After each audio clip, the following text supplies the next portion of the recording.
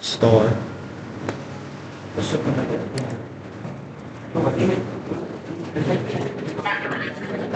Samsung.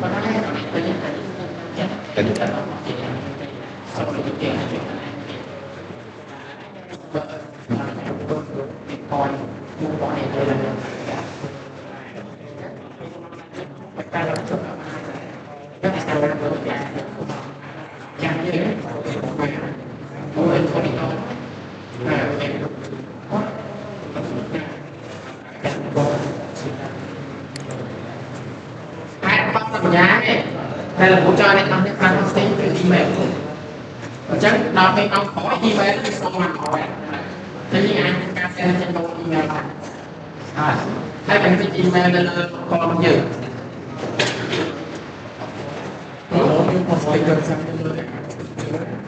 yes cảm bút lắm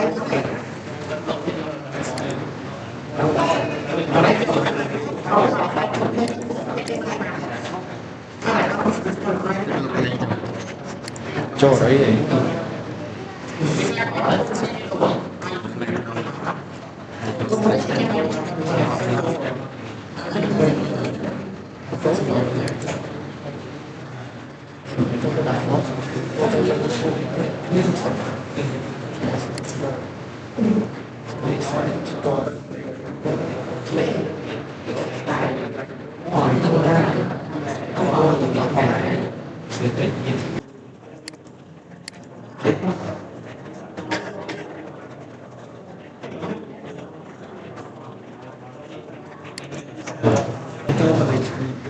đấy cái phải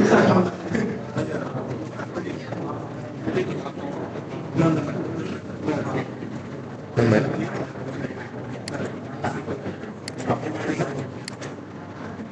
đấy chung đời nào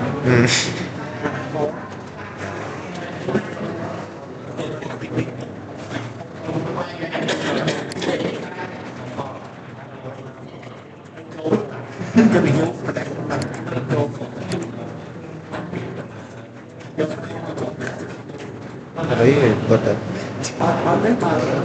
ngay đây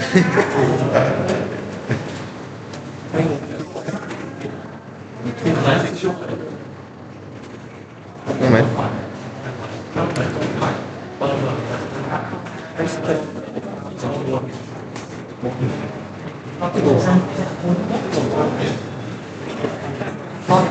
gì này